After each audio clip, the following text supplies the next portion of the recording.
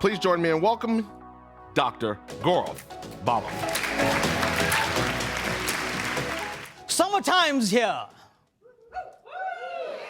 And the ice cream lines are getting longer. Say yeah if you're an ice cream fan. Yes. Can't hear you, louder. Yes. Well, I can see people buying all sorts of flavors, from the usual suspects, vanilla and chocolate, to the slightly more exotic rum raisin, to the even more exotic chunky monkey. Now, chunky monkey, really?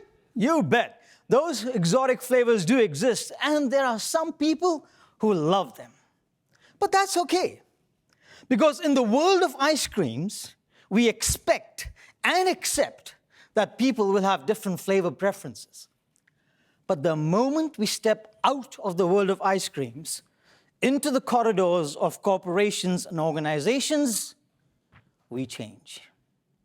Suddenly now, we begin expecting and even demanding agreement. Here's how it works. Those who agree with us, well, they have to be okay. Those who don't agree with us, well, how can they be okay? So we promptly whip out our branding iron and stamp them weird. Marketing thinks R&D is weird, R&D thinks marketing is weird, and everybody thinks HR and legal are weird, weird, weird. Now, most people don't like weird as a merit badge, which is why the cultures of countless organizations around the world overvalue consensus. They favor people who play nice, who get along, and they frown on those who butt heads and challenge ideas. Now, don't get me wrong.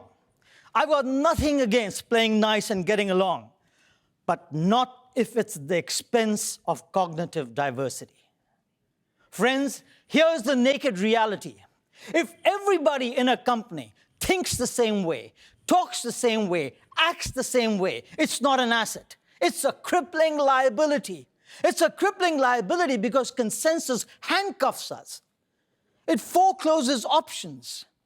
Cognitive diversity, on the other hand, expands options. Collectively now, we can be more creative than we can be individually. And it's this one asset of cognitive diversity that makes it an indispensable must-have for today's creative leaders and decision makers. So how do we go about that? How do we embrace cognitive diversity? Throughout the ages, sages from wisdom cultures have advised us. Watch your thoughts. Your thoughts become words. Watch your words.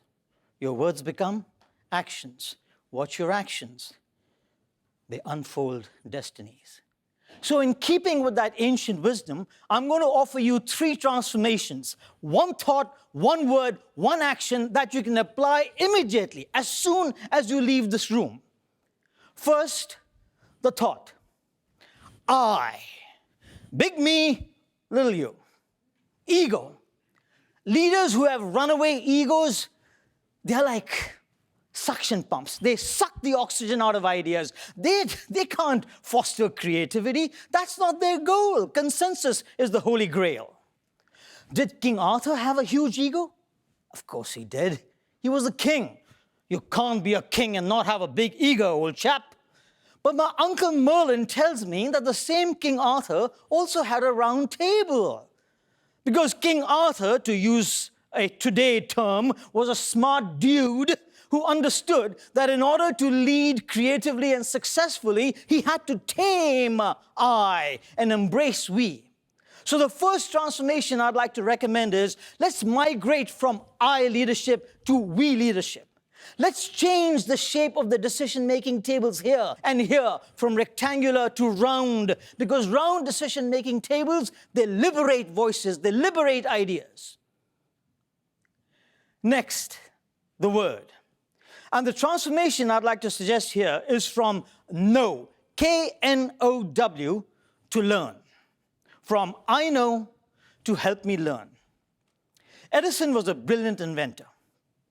But even Edison knew that the world was too complex for any one individual, no matter how brilliant, to know it all. So in order to invent his light bulb faster, he hired other inventors. They were not as smart as him, but they thought differently about inventing the light bulb. Today's world is infinitely more complex than Edison's. We can't afford I know leaders. They are like stop signs. They prevent ideas from coming in. What we need instead is a migration from I know, let me tell you, to I'm listening, help me learn, help me understand. And finally, action. When things collide, sparks fly. When heads butt, ideas fly. So let's make room for headbutting. Let's make room for creative friction. Alfred P. Sloan, the legendary CEO of General Motors, he was notorious for rescheduling meetings if everybody agreed too quickly. You know why? Because he knew that if everybody agrees too quickly, creative friction and diversity had to be sacrificed. Creativity is a critical currency for surviving and thriving in today's world. But creativity is the destination. How we get there, the rocket fuel that gets us there, is cognitive diversity. And this is where I need your help. Do you want more creativity in your personal and professional lives? Yes. Do you? Yes. Okay, well, then you've got to work with me. Okay, are you willing to support the transformation from I leadership to we leadership? Yes. Can I count on you? Yes. The transformation from I know, let me tell you, to I'm listening, help me learn, help me understand. Are you with me? Yes. From consensus to creative friction. Are you still with me? Yes. Then let's butt heads. Let ideas fly. Let's embrace cognitive diversity and unleash creativity. Thank you. Namaste.